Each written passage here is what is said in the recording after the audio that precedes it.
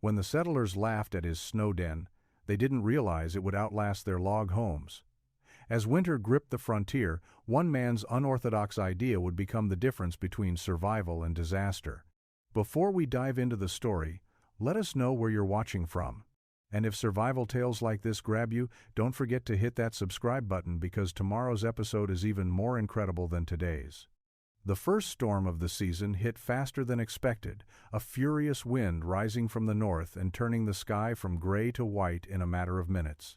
John Kincaid had seen his fair share of wild winters, but this one felt different.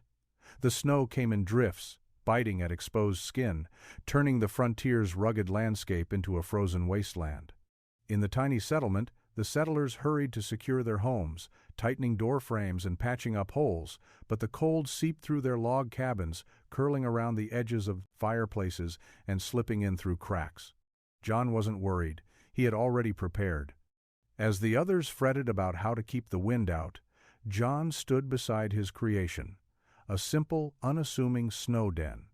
The structure, a small tunnel burrowed into the earth and packed with layers of snow, was nothing like the traditional log houses the settlers had built. They'd mocked him when he started construction, laughing at his idea of using the snow itself as insulation. But John had spent years living in the wild, learning from nature's designs. He knew that the earth and snow could offer protection in ways that logs and timber could not. The settlers didn't understand. They had their methods, their traditions passed down from ancestors, and they didn't question them. But John had learned to question everything. He knew that survival wasn't about stubborn tradition. It was about innovation and adaptability. As the storm raged outside, John entered his snow den, his breath visible in the air, but his body warm. A small fire burned inside, flickering against the cold stone walls. He leaned against the sturdy ice structure, feeling the warmth radiate from the earth and the snow, content in the knowledge that his shelter would endure while theirs would falter. But it wasn't just the weather that had him thinking. As the wind howled and the snow began to pile up against the log cabins, he heard the faint crack of a roof under pressure. The others didn't realize it yet, but their houses would soon give way to the weight of the snow, and the leaks would begin. John had seen it happen before. He closed his eyes, the fire's warmth comforting his aching limbs, but he couldn't shake the feeling of anticipation. Winter had just begun, and the settlers were about to learn a hard lesson. What worked in the past might not be enough anymore. As the storm continued to rage, the settlers huddled together inside their homes, trying to stave off the cold. It wasn't just the physical chill that weighed on them, but the constant worry that their homes, built with care and tradition, might not hold up against the elements. One by one, cracks began to form. At first, it was small. The wind rattled the windows, causing the shutters to shake.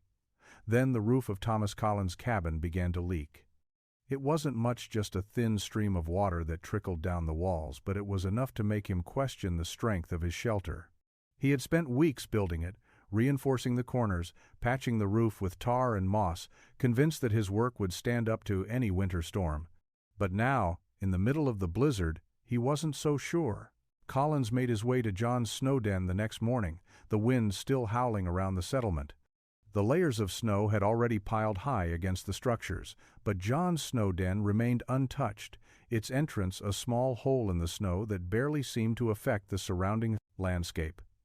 John greeted him at the entrance, his thick coat and fur-lined gloves offering little evidence of the storm outside. "Need shelter?" John asked, raising an eyebrow. Thomas nodded, stepping into the snow den with a mix of curiosity and reluctance. He had ridiculed John's idea more than once, calling it a waste of time. But now, as the cold continued to bite at his bones, he felt a strange pull toward the warmth inside. The fire crackled softly in the corner of the small shelter, the air surprisingly warm despite the blizzard outside. Thomas stood there for a moment, taking in the sight of the space. The walls of ice shimmered faintly in the firelight, the snow packed tightly around the edges. It wasn't much, but it was sturdy. And, more importantly, it was warm. John leaned against one of the walls, his arms crossed over his chest. "What do you think?" he asked. Thomas shifted uncomfortably, his pride making it hard to admit what he was thinking. "I don't know," he he said slowly, glancing back at his own cabin. "But I never thought it would hold up like this. I didn't think snow could do this." John shrugged. "It's not about what we think. It's about what works." The silence between them grew as the storm continued to howl outside. For the first time, Thomas wasn't sure whether he was in the right. He had always believed in tradition, in the strength of the log cabins.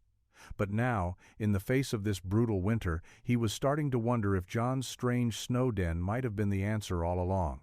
The storm had turned into something far worse than any of them had imagined. What began as a single blizzard quickly became a relentless siege, stretching into days of biting cold and blinding snow. The wind screamed through the valley, howling like a wolf caught in a trap, relentless and unforgiving. There was no telling where the storm began or where it would end. It simply was. In the small settlement, the settlers were struggling. One by one, the cracks in their log cabins became more than just minor annoyances. The weight of the snow pressed down on roofs, causing beams to groan under the strain. The sturdy walls that had once been symbols of their strength now buckled. Roofs began to leak. Doors swelled with moisture and refused to close properly. And the cracks in the logs let in icy drafts that chilled even the warmest fires. The settlers knew their homes weren't built to handle this kind of weather. Yet, they had no choice but to try and make do, patching up leaks with damp cloths and endless layers of snow. John stood outside his snow den, watching as the storm howled around him. His den, untouched by the ravages of wind and snow, stood firm as the storm continued its assault on the settlement. The snow was packed tight around the edges, acting as a natural insulator, and the earth beneath kept the temperature inside far warmer than the freezing world outside. The fire inside crackled, providing warmth to the shelter.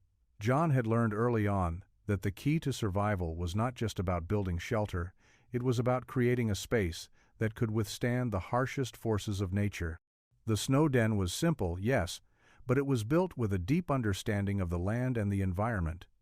He knew how the snow and earth could work together to keep the cold at bay. What seemed like an absurd idea to others now appeared to be the most effective. As the storm raged on, the settlers began to notice. One by one, they ventured outside, seeking refuge where they could. The cold and the heavy snow had driven them to their breaking point. John's snow den had become a beacon of warmth and security. Even those who had once mocked him were now asking if they could take shelter. By the third day of the storm, John had opened his door to more than half of the settlement.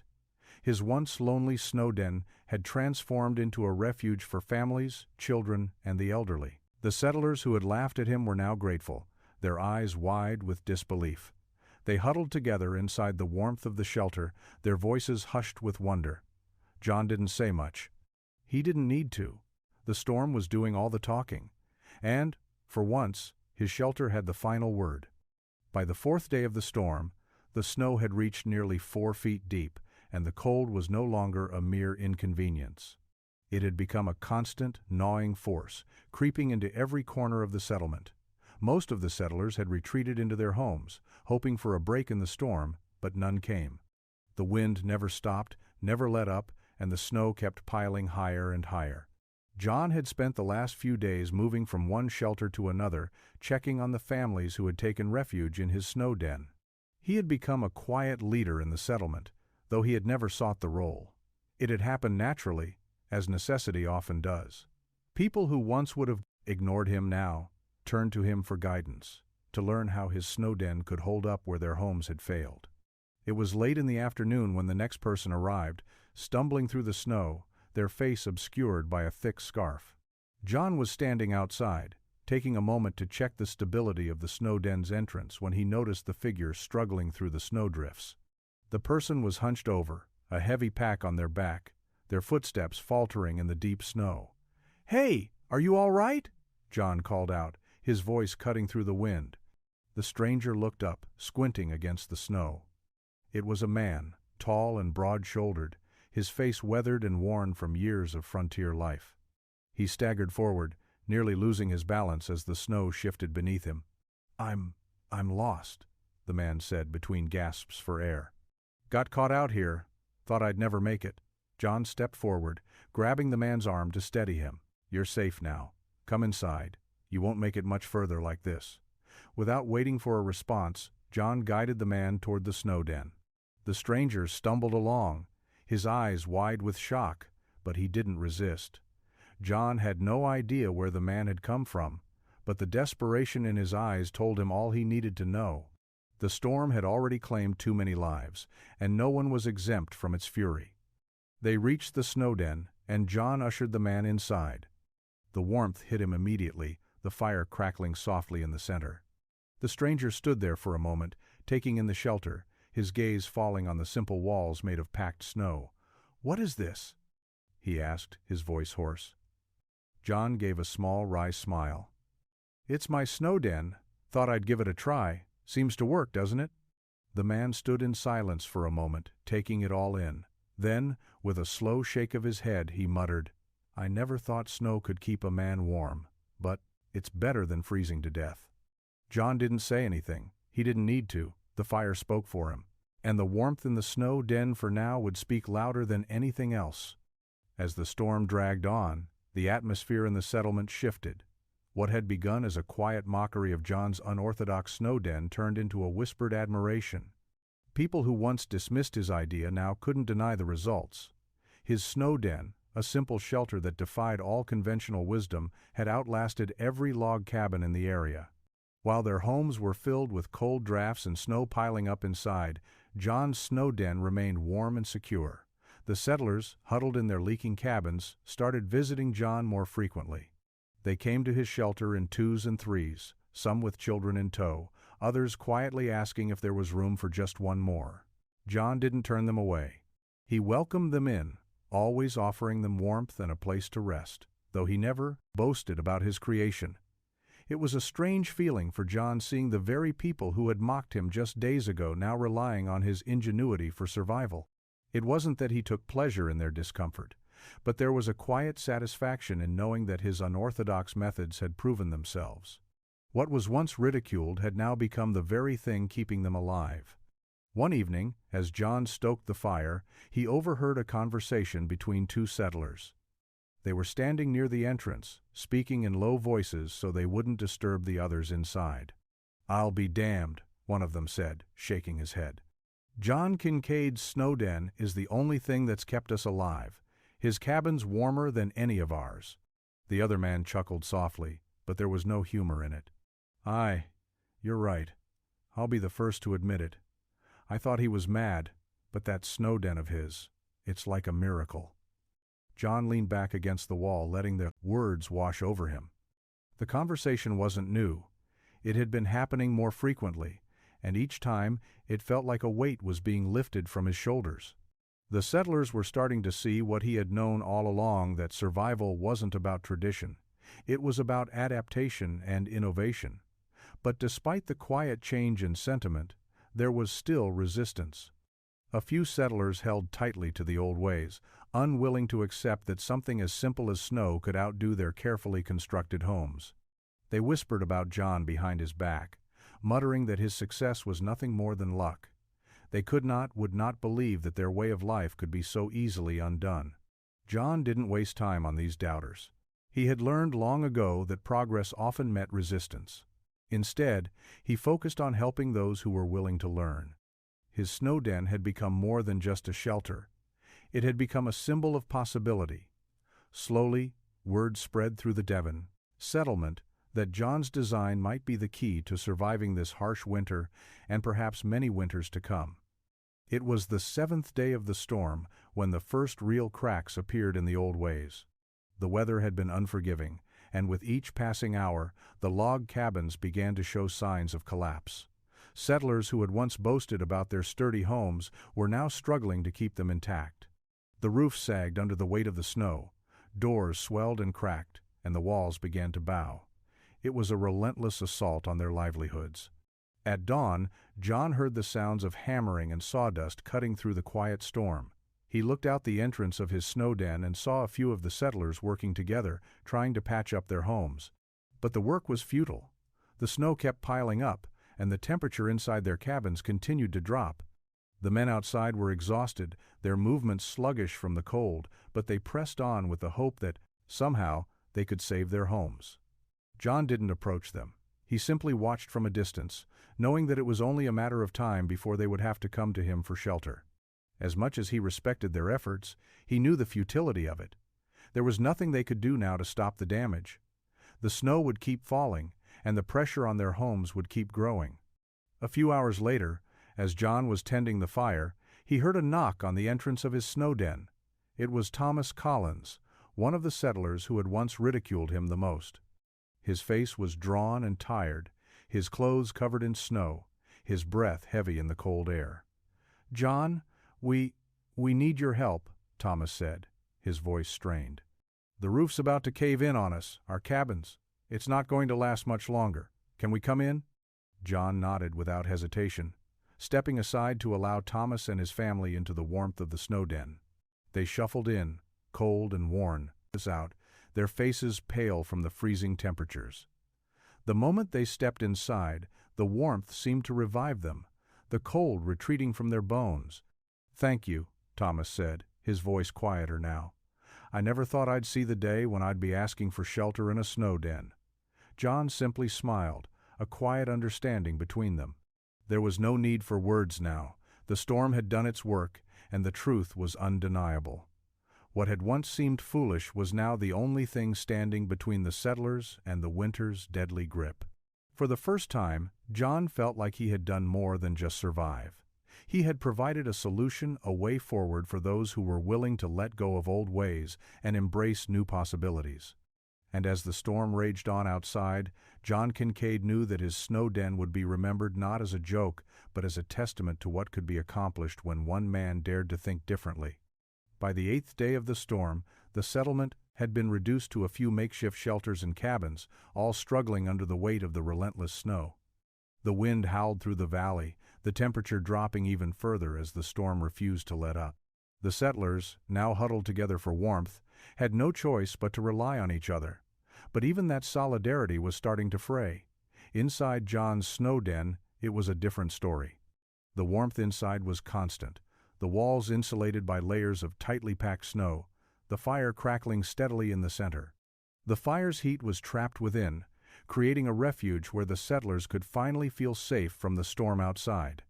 One evening, as the wind shrieked outside, John stood at the entrance of the snow den, watching as the snow drifted in thick curtains. He had long since stopped worrying about his shelter. It was secure, and he was warm, but he couldn't ignore the growing number of settlers who were now coming to him for help. Every day, more and more, families made their way to his snow den, seeking refuge from the bitter cold. John knew that, despite the simplicity of the structure, his shelter was more than just a safe haven, it had become a symbol of resilience. That night, as he added more wood to the fire, he saw the first signs of real desperation. A group of settlers had arrived, led by William Marshall, a burly trapper who had been one of the first to dismiss John's snow den as impractical. But now, William's face was pale, his eyes wide with fear. "John," William said, his voice hoarse. "We've been out there all day trying to hold the cabins together. The roof caved in on mine. The others are no better. We can't do it anymore." John didn't hesitate. He opened the entrance wider and stepped aside, motioning for the group to come in. They filed in, some of them shaking with the cold, others looking worn and defeated. John felt a pang of sympathy for them, but there was little he could say. The storm had proven that there was no fighting nature. The snow would take what it wanted, and the settlers had no choice but to adapt. As the group settled in, huddling close to the fire, the mood was quiet, almost reverent. No one spoke much. The harsh reality of their situation had sunk in. Their homes that had once felt like their refuge from the world, had turned into traps. The snow had invaded their lives in ways they hadn't anticipated. "We should have listened to you," William said after a long silence, his voice barely above a whisper. "You were right, John. We didn't think it had come to this." John nodded, but he didn't speak. There was nothing left to say. The storm was still raging, but now, as he looked around at the faces of the settlers, he knew that they had all learned a difficult lesson. The old ways, the ways of the log cabins in the past, could not protect them against the power of nature. The future would have to be different, adapted, modified, and built to withstand the harshness of the wilderness. As the night wore on and the fire crackled in the corner, the settlers settled into their new reality. They were no longer just survivors of a storm, they were part of something bigger. They were learning to live with the land, to work in harmony with it rather than fight against it. And in the safety of the snow den, the possibilities of the future began to take shape. The storm had finally begun to lose its fury by the end of the second week, but its effects on the settlement would be felt for much longer. By then, every log cabin had either collapsed or was in the process of being abandoned. The settlers who had once prided themselves on their sturdy homes now found themselves with nothing but the cold, desolate landscape outside their doors. And all that remained of their pride was the undeniable truth: their homes had not withstood the storm. In stark contrast, John's snow den stood firm. The structure, though simple and unadorned, had proven itself. It had kept John and the settlers who sought refuge inside safe and warm, protected from the storm in a way the log cabins could never have managed. As the last few flurries of snow fell, the settlement looked different. There were fewer homes, fewer familiar faces in the streets. The log cabins had given way to the reality of survival, and John's snow den had become a symbol of that survival. By the time the storm had passed, word had spread quickly. The settlers who had taken refuge in the snow den spoke of the safety, the warmth, and the security they had felt. And more importantly, they spoke of John's quiet wisdom. Those who had once laughed at his unconventional shelter now came to him, not as critics, but as students. They wanted to learn how to build such a structure for themselves. One by one, settlers began to gather around John, watching as he meticulously demonstrated how to pack the snow, shape the earth, and build a shelter that could stand up to anything the wilderness could throw at them. What had once been seen as a foolish idea was now regarded as a revolutionary way to build for the future. The snow den was no longer a joke, it was a lifeline. Thomas Collins, who had once been among John's harshest critics, now stood beside him, helping to show others the techniques he had learned. "I didn't think it was possible," he said to a small group of settlers gathered around them. "But John proved me wrong, and now we're going to make sure it's something everyone here can use." John watched in silence, content with the quiet progress. There was no need for grand speeches, no need for a victory lap. The snow den had done all the talking. It had kept them alive, had shown them what was possible, and had transformed a once-mocked idea into a foundation for future survival. By the time spring arrived, the settlers who had rebuilt their homes had incorporated elements of John's snow den into their new structures. The cabins were sturdier, built with thicker insulation, and adapted to the land they lived on, not just the old methods. The legacy of the snow den had extended far beyond its original purpose. It had become a symbol of change, a lesson in resilience, and a testament to the power of innovative thinking. And as John Kincaid watched the settlers begin to rebuild their lives, he felt a quiet pride in knowing that what had once been ridiculed had now become the cornerstone of survival on the frontier. The storm had claimed many things, but it had also given something back, something more valuable than any log cabin could ever provide. The knowledge that survival was not about clinging to the past, but about embracing what could be. As the winter drew to a close, the land seemed to exhale a sigh of relief. The storm that had battered the settlement for weeks had finally passed, leaving behind a blanket of snow that glistened in the pale light of early spring. The wind had quieted, the cold had retreated, and in its place was a fragile calm that would soon give way to the thawing earth. But for John Kincaid, the ending of the storm marked something different, an ending of an era. He stood at the entrance of his snow den, watching as the settlers began to rebuild. The remains of the once dominant log cabins lay scattered across the settlement, broken and half-buried beneath the snow. The men who had spent weeks battling the cold in their traditional homes were now putting their newfound knowledge to work. The lessons John had taught them about adaptation, resilience, and survival were beginning to take root. But as the men worked, John couldn't help but feel a quiet sense of sadness. The snow den, which had once been the center of everything, was now just a memory. The storm had passed, the immediate danger had subsided, and the settlers were moving on. Their reliance on his shelter, once so urgent, was now something they could leave behind as they rebuilt their lives. John understood that change was inevitable, but it still felt like a piece of the frontier was slipping away. The snow den had been a symbol, a testament to the ingenuity that could arise when tradition failed.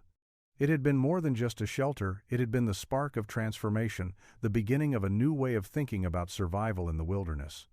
But as the thawing earth and rising temperatures signaled the return of normalcy, John knew that it was time for the next chapter. The settlers gathered one last time in the snow den, now little more than a temporary structure, before the work of rebuilding began in earnest. They exchanged stories and thanked John for his role in keeping them safe. His quiet humility was all that was needed in return. He had never sought recognition or praise, he had only wanted to survive. And in the end, that was enough. As the last of the snow melted from the trees, John turned away from the shelter. He knew his work here was done. The settlers had learned what they needed to know, and they would carry that knowledge forward.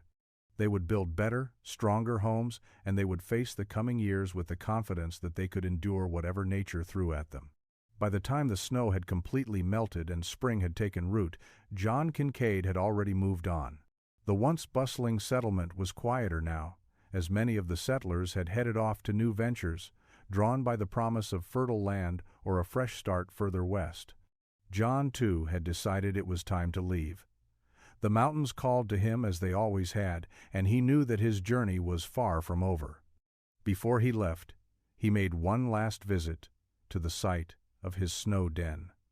The structure had already begun to fade into the landscape, the packed snow having softened and broken apart under the spring sun. But as John stood there, he could still see the outlines of the shelter in his mind, the memories of those desperate days when it had saved lives and helped change the way the settlers thought about survival. John's legacy was not in the snow den itself, but in what it had taught them. To think differently, to embrace change when necessary, and to adapt to the land. The settlers had learned that survival didn't depend on stubborn adherence to the past, but on the ability to innovate and evolve. The snow den had shown them that even in the harshest conditions, a little creativity could mean the difference between life and death. In the years that followed, John's influence could be seen in the cabins and shelters that dotted the landscape. The settlers, now far more prepared for the extremes of frontier life, had adopted many of John's techniques. The log cabins they built were sturdier, better insulated, and more adaptable to the changing seasons. The lessons of the snow den had shaped the very foundations of their homes. John never asked for recognition. His name was rarely spoken, but his impact was undeniable. The principles he had instilled in the settlers, the importance of innovation, the need to adapt, and the value of simplicity, lived on long after he was gone. As the years passed, the snow den became a legend of sorts, a story passed down from one generation to the next. It was a tale of how a man, with little more than an idea and a fierce will to survive, had created a shelter that had withstood the impossible. It was a testament to the power of resilience and the courage to think beyond the limits of tradition. And somewhere, in the wilds of the American frontier, John Kincaid's name, though never written in stone, was etched in the hearts of those who had learned from him, carved into the landscape as surely as the snow had been carved into the earth.